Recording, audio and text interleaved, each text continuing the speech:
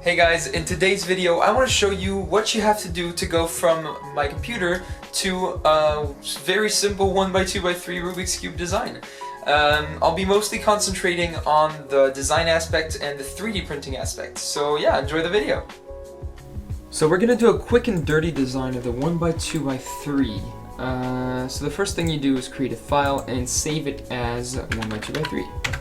Okay, so now we're gonna create the base shape.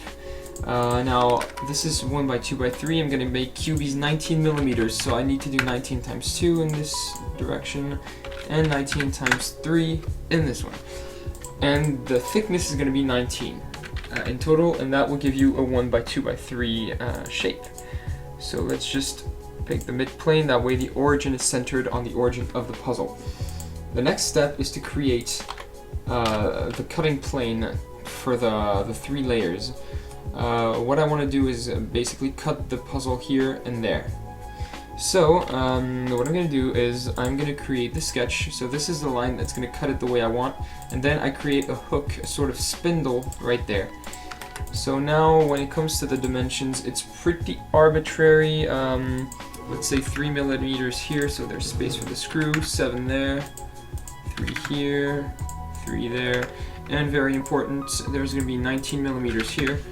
That way Nathan doesn't get angry. Alright, so let's revolve this, and this is going to be the cutting plane, so it looks a bit like this.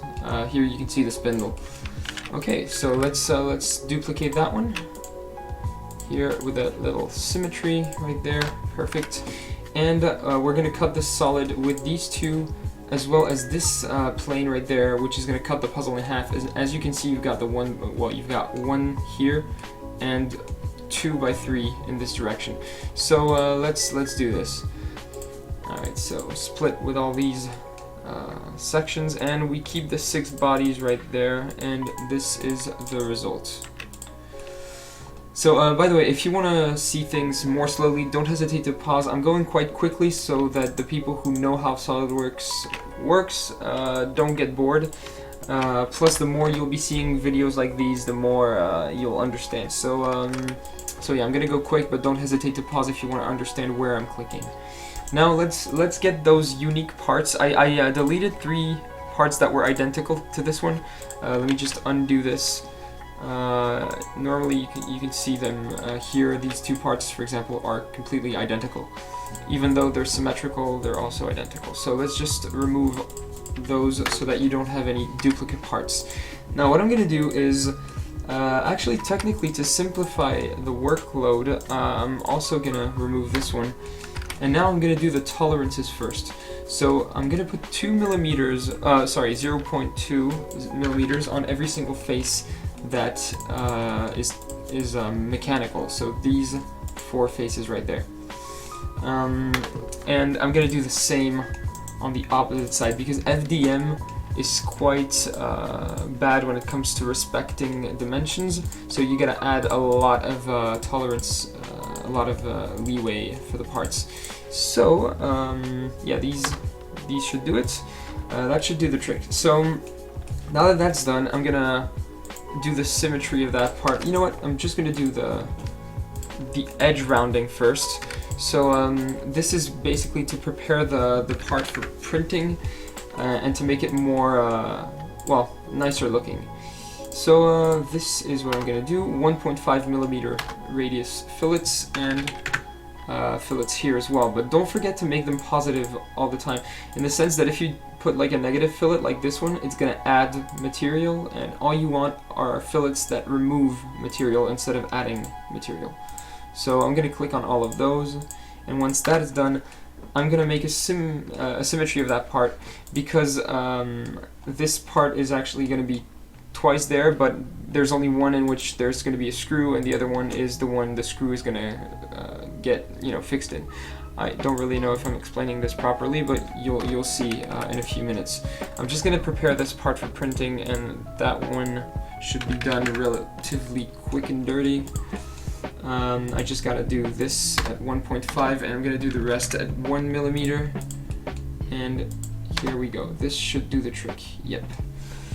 Alright, so we can just hide this one, and this one is going to be the one that receives the screw. So I'm going to use M3 screws, which means this one needs to have a hole in the middle that is slightly smaller so that the screw is tight in there. It's going to be 2.9, and I'm going to make it, let's say, 15 millimeters long so that the screw has plenty of material to hold on to. And now I'm going to do a chamfer just to make it easier to insert the screw. I'm going to make it 0.2 millimeters with an 80-degree angle in that direction. So that way the screw can get inserted quite easily, and then it starts to really get tightened around here. Alright, so now this part is complete. All that's left is to make the center in which the screw is going to be loose. So this is the one, so I'm going to make a 3.5 millimeter diameter. There you go. And extrude it, let's say arbitrarily 8 millimeters. That was a failure. I didn't actually put the 8 value in, but here it's 8 millimeters. Okay. And now I'm gonna make another circle for the springs. Let's say 5 millimeters. I'm probably not gonna put springs, but it's always nice to have one just in case. And also 5 millimeters depth. And then the final hole in there is going to be the hole for the screw head, which is going to be 8 millimeters, and I'm going to extrude it for about 4.5 millimeters to align it with the radius right there. Okay, and now what I'm going to do is I'm going to want to cut this this center cap away from the center. So what I'm going to do for this is create a giant circle, which I'm going to turn into a planar surface. And I'm going to use this surface right here to cut the center, and that way, as you can see, so 1, 2 parts, okay, that way you've got a center cap right there, and the center itself here where you're going to put the screw and everything. So now what I want to do is here create an offset of the outer shape by 1.8 millimeters. In order to get like a rectangular shape in which the center cap is going to be tightened. So let's say 2.5 millimeters deep. Okay, so this is going to be your center. Here it's about complete. And now the center cap, I'm going to do the same thing, except instead of putting 1.8, I'm going to put slightly more, just to give the center cap some leeway, in order for it to be able to be assembled into the center. And I'm gonna extrude it 2 millimeters, and now I'm gonna show you the results. You've got a center with a cap in it, and if you cut it open, you can see that here is the screw, the spring, the screw head, a lot of space in there for the screw head, and here is the cap with the little bit of tolerance that I put right there. Alright, so now all that's needed is to prepare the files for printing. To do this, I'm going to move this body away, let's say by 15 millimeters, I don't know, anything is good. Let's say 10, that way it's not too far. And then I'm going to rotate it around the x-axis by 180 degrees so that it's in the right orientation. By that I mean that this part here is going to be printed from the bottom up, and this one too. So this is going to be, basically this is going to be the printer's bed. As you can see, the two items are parallel, so they're going to be lying on the bed. Okay, now I've got this center right here, and what I'm going to do is I am going to also print it in that direction. So I'm going to move it 25 on the z-axis, and -19 on the y-axis right there. So that way this face and this face are on the same plane. And the reason why I'm printing this one in that direction is so that I don't have support on this face. Here I'm not going to need support, so I'm going to force the software to not add support. This whole design will be able to be printed supportless. Now there's only this thing left, which I want to place properly, so I'm going to also rotate it so that it's printed in the right direction as well. 180 degrees on X, and as you can see now this is facing up, so that's good. and I need to move it away so that it's about 50 millimeters in that direction, and I'm gonna want to align it with the centers here. I think maybe negative 34.5 should do the trick. And here we can see that they are parallel, so they're on the same plane. That's perfect, that's exactly what we wanted. Now we need to copy the corner, 25 on Z, and this time make a copy, and then make a symmetry of those two corners so that they are on the other side. And now you've got all the components to make a 1x2x3. So this is how the design goes, and then you need to save it as an STL file that you're going to use to print everything. So just save, and it's going to export the file, and we can move on to the print.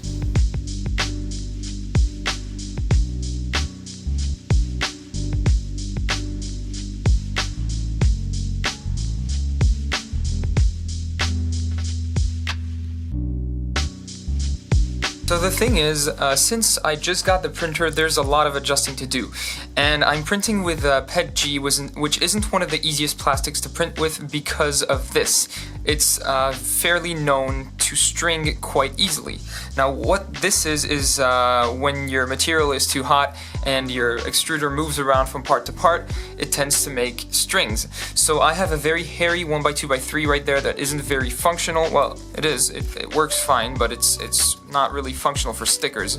You'd have to do a lot of post-processing, and what I'm interested in is not post-processing, but optimizing the printing process to not get this result.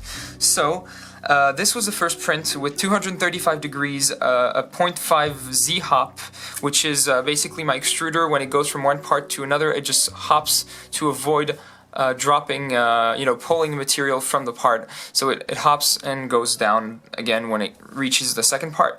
And a 5mm retraction, which is something like in the extruder, it's going to pull the filament back so that it doesn't, spit out filament when it's not supposed to.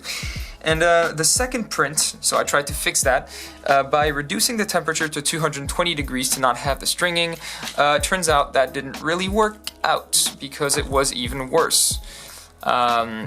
Much worse. Plus, there were layers that weren't printing properly. I mean, this was pretty catastrophic. So that was not an option.